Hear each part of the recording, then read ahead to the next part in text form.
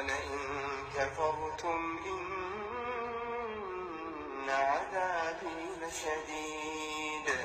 وقال موسى إن تكفروا أنتم ومن في الأرض جميعا